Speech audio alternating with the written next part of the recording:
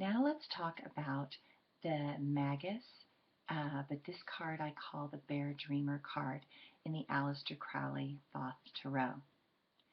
In this card again, what's interesting about this particular deck is that there are three Magus cards.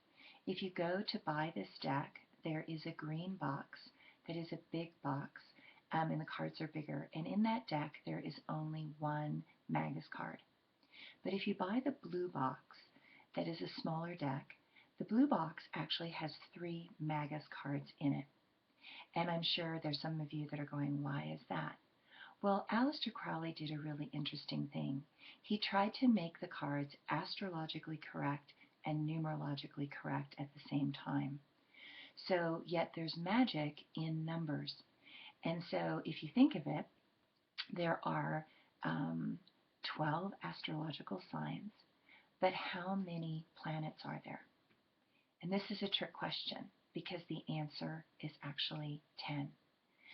That's because in old astrology there weren't enough planets to go around for the signs, and so they doubled them up.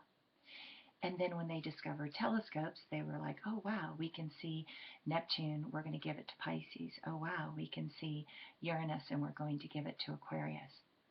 But we still have remnants, and the remnants are that Mercury rules Gemini, and Mercury also rules Virgo. Taurus is ruled by Venus, and Libra is ruled by Venus. So there are two signs that share one planet.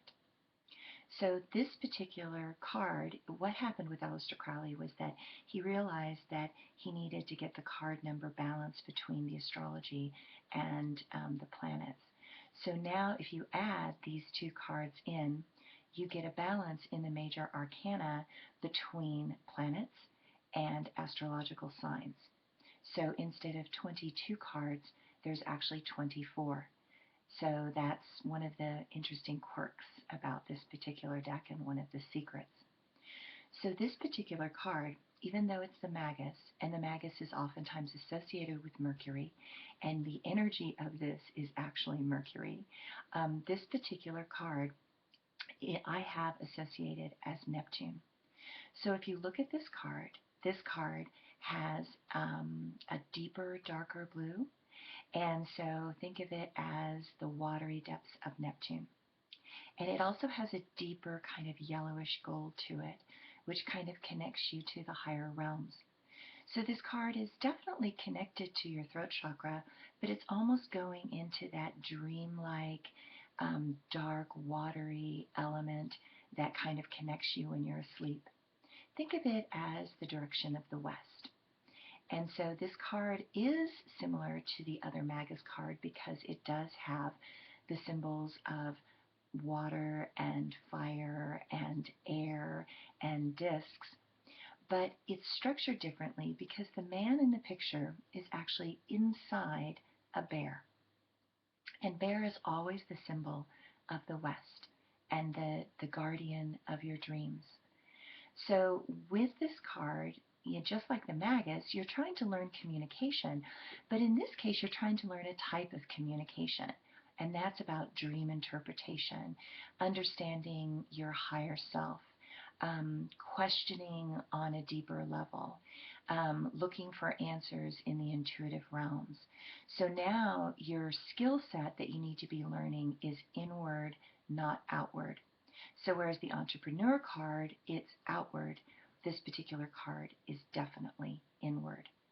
And you can see that he's holding the sword of truth and it's pointed down, which means he's saying you need to go within. You need to go inside to find the answer. The answer is not on the outside. It's actually inside your deepest self. And you can see that there's kind of a swirling pattern of energy. It almost looks like a multi-handed Indian god. And so it's that, again, when you're juggling the intuitive self, the unconscious self, it's sometimes weird and things start blending together and swirling together. So when you get this card, you basically need to go find an intuitive answer, a deeper answer, an inner answer, a magical answer. You need to learn the skills of talking to your deepest self. And when you do that, you can really expand to the next level.